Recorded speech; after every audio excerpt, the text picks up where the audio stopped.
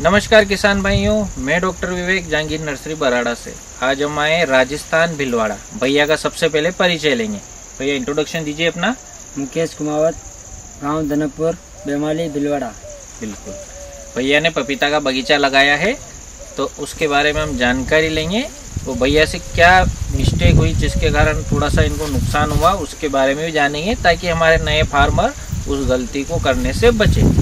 सबसे पहला क्वेश्चन, लगाने का समय कौन से समय लगाया था आपने? 8-9 फरवरी के लमसम मैंने पौधे लगा दिए। हाँ, 9 फरवरी के आसपास आपने बगीचा लगाया था। लगाने के बाद में क्या स्थिति रही? कोई पौधा सूखा तो नहीं? पौधा नहीं सूखा, एक भी पौधा नहीं गया। वो तो क्या, बाद में वो वायरस होने की वजह से मैंने पौधे को निकाल दिया। नहीं तो पहले पौधे ठीक थे, अपने जड़ भी नहीं गली, एक भी नहीं सड़ा। बिल्कुल। कुल कितने पौधे लगाए थे? 630 पौधे लगाए थे। अच्छा, दूरी क्या रखी पौधे से पौधे और लाइन से लाइन की? वो 6 फीट और 8 बाई 8, वो ऐसे 6 फीट रखा था। 6 फीट। कुछ पौधे ऐसा दिख रहा है कि 6 फीट से भी कम है। वो तो 2 लाइन में कम है, 4-4 फीट के लगाए हैं। 4-4 फीट पे। तो दूरी कम लेने से कुछ अंतर दिखा आपको क्या?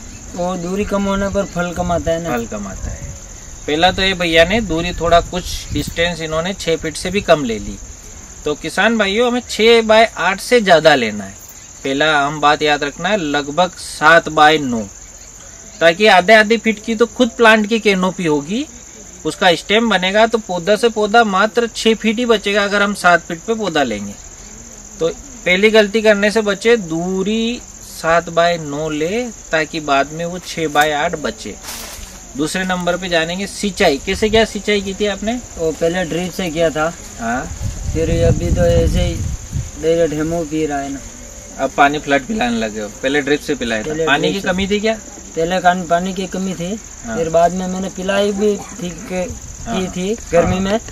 लेकिन वो क्या, एक बार स्प्रे गलत हो गया तो उसमें क्या, वो फल सब गिर गया। बिल्कुल, गिरने की वजह से, नहीं तो पहले वाले फल चालू हो जाते। बहुत भैया से हम जानेंगे। जैसे स्प्रे का भैया बोल रहे हैं, एक स्प्रे इनका 2 स्प्रे गलत हो गए, तो वो जानकारी लेंगे। गलत से मतलब क्या है? दवा गलत डली या कॉम्बिनेशन गलत हो गया?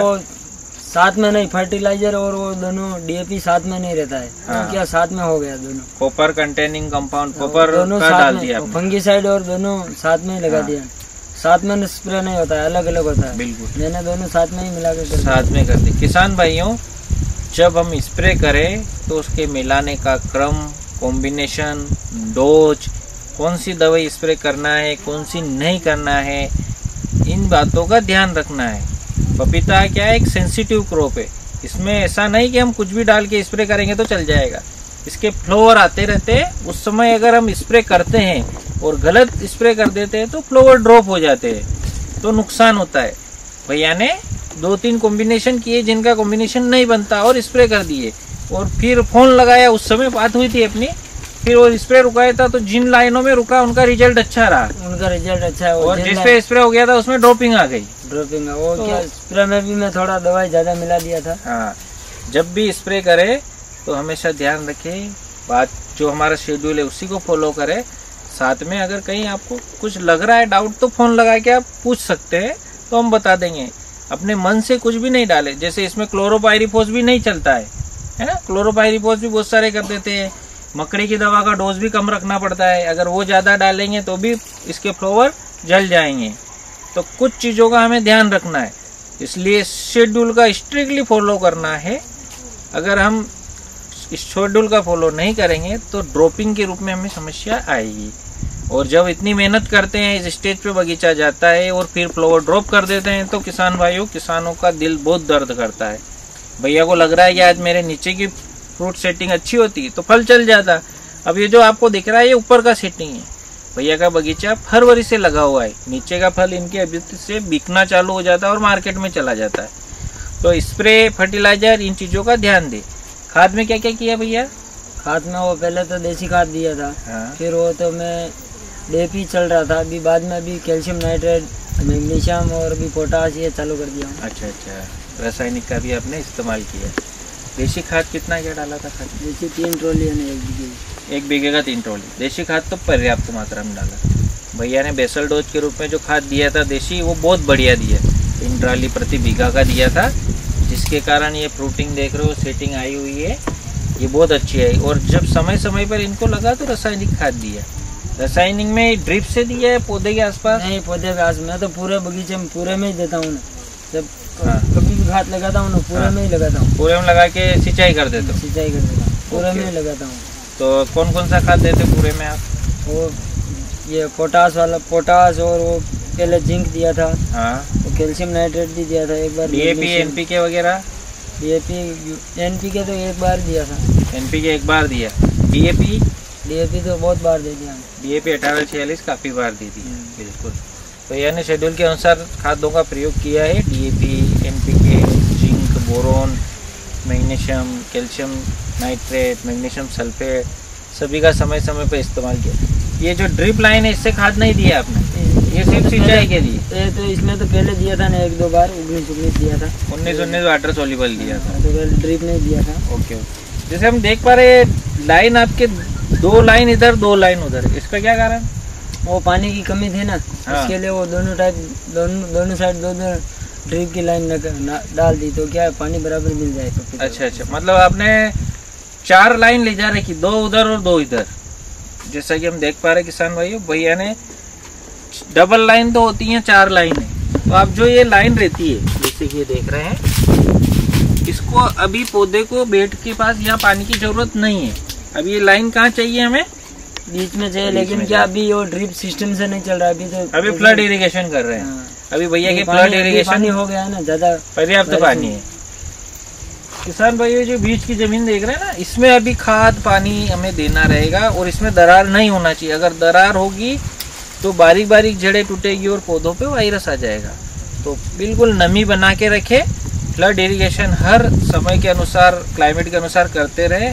मेन हमारा उद्देश्य होना चाहिए नमी बनी रहेगी। अगर अच्छी नमी रहेगी तो पौधा हेल्थी रहेगा। स्प्रे में क्या क्या स्प्रे किया था? स्प्रे तो जैसे दुकान वाला दे रहा था ना, दुकान वाला आता था और देख के चला जाता है, ये वाला स्प्रे नहीं, अभी ये करने का। स्प्रे तो बहुत बार किया है, हर 7-7 दिन में स्प्रे कर रहा था। स्प्रे पर्याप्त बढ़िया किए, शेड्यूल से आपने समय समय पे करते रहे। स्प्रे तो सब बराबर ही चल रहा है।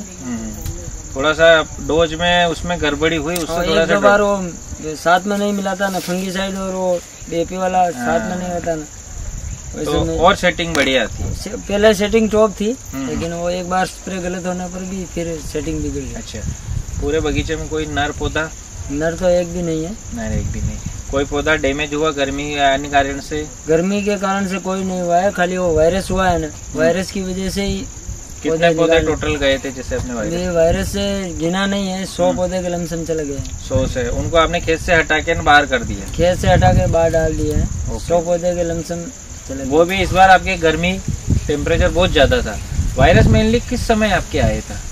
वायरस तो मेरे जैसे फल, पहले वाले फल आए थे तब वायरस नहीं था, लेकिन क्या वो मेरा डोज एक डोज गलत होने की वजह से उसके बाद पौधे स्ट्रेस में गए, फिर वो वायरस की कंप्लेन आ गई। पहले वायरस नहीं था, पहले पौधे अच्छे थे, हेल्थी चल रहे थे ना। किसान भाइयों सबसे 1 नंबर मेरे पौधे चल रहे थे पहले, लेकिन वो थोड़ा सा मिस्टेक होने, बार बार हम यही बोल रहे हैं, आप इतनी मेहनत करते हैं और एक छोटी सी गलती, स्प्रे में गलती कर दी या रस खाद देने में गलती कर दी, तो उससे बना बनाया हमारा पूरा सारा खेल बिगड़ जाता है। तो सावधानी रखें। कहीं आपको कुछ लगता है तो अपने एरिया की कृषि वैज्ञानिक से मिलिए, दुकानदार से मिलिए, हमारी नर्सरी हमसे संपर्क कीजिए। जो प्लांट ले जाते हैं वैसे हमारा तो हम शेड्यूल देते हैं, उनको गाइड करते हैं। आपको जो भी टेक्निकल पूछताछ करके काम कीजिए। ऐसा नहीं कि आप अपने मन से कुछ भी किया। आजकल देखने में आ रहा है कि टॉनिक जिसे 10 ml डोज बताया, तो किसान भाई अपनी तरफ से उसको 20 से 30 ml कर लेते हैं, है ना। जैसे प्लानोफिक्स 3.5 ml डालना है, तो टॉनिक समझ के लोग उसको 10-15 ml तक ले लेते हैं, तो और उल्टा असर हो जाता है। नहीं, प्लानोफिक्स तो मैं 3 ml ही रखा था। प्लानोफिक्स 3 ml रखा था, बोला था थोड़ा भी ज्यादा हो गया तो 4 पे जाएगा। बिल्कुल, जैसे भैया को प्लानोफिक्स का पता है कि इसका डोज ज्यादा नहीं लेना है, लेकिन हम कह रहे कुछ किसानों की ये भी समस्या आई, उन्होंने उसको टॉनिक समझ के उसका डोज ज्यादा ले लिया, तो उसके कारण ड्रॉपिंग हो गई। इसलिए किसान भाइयों जो डोज दे रहे हैं उसका स्ट्रिक्टली फॉलो कीजिए। 5 ml तो 5 ml डालना है, 10 ml तो 10 ml डालना है। और ये सारी फसलों के लिए, चाहे आप कोई सी भी खेती कर रहे हैं, अपने मन से उसको मत बढ़ाइए। जितना हम डोज बढ़ाते जाएंगे उतना उसका विपरीत असर होता जाएगा।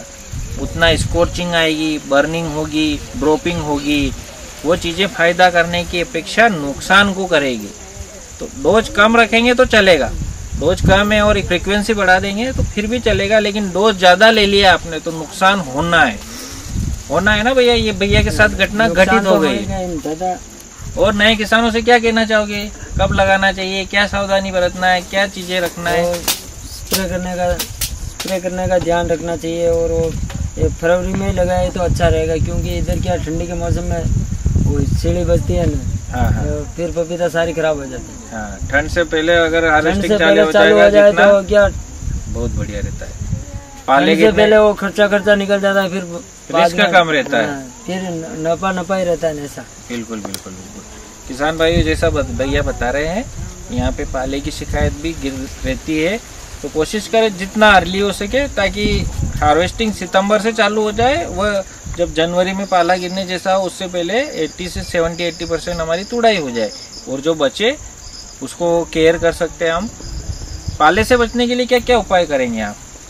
पाले से बचने के लिए वो स्प्रे आता है बेस्ट। हाँ। नहीं तो फिर वो देसी भाषा में चारा लगाएंगे चारों तरफ, बस। हाँ। यही है पाला की, और कोई दूसरा उपाय नहीं है। अच्छा किसान भाइयों, जब ऐसा लग रहा है हम देख लेंगे मोबाइल से कि किस दिन पाला गिरने वाला है, तो हमें फ्लड इरिगेशन करना है, पानी पिलाना है। सबसे पहला काम उस समय फ्लड इरिगेशन कर दीजिए। फ्लड इरिगेशन से थोड़ा सा टेम्परेचर 102 डिग्री राइज होगा, तो उससे हम पाले से बच सकते हैं। साथ ही जो फ्रूट लगे हुए उसको कपड़े से कवर कर लीजिए। वह चारों तरफ मेट लगा सकते हैं हम, ग्रीन मेट, वो धुएं के द्वारा भी हम पाले से थोड़ा सा बचाव कर सकते हैं। और कोशिश कर लिए अर्ली लगाना, ताकि जब पाला आए तब तक हमारी तुड़ाई हो जाए। भैया से हमने काफ़ी क्वेश्चन किए, बहुत अच्छी जानकारी दी। ओवरऑल सार निकल के कंक्लूजन आया किसान भाइयों, सही डोज का इस्तेमाल करना है, सही दवाई का चयन करना है, ताकि नुकसान से बचा जा सके। जो दुकानदार आपको लिख के दे रहा है 10 ml, तो 10 ml ही दवा डालना है, ऐसा नहीं कि 20 ml 30 ml। अक्सर किसान भाई अपने अंदाज से डाल रहे हैं, उसके कारण उल्टा असर हो रहा है। तो उन चीज़ों से बचिए, ताकि ये सेंसिटिव क्रॉप है, इनको नुकसान न हो।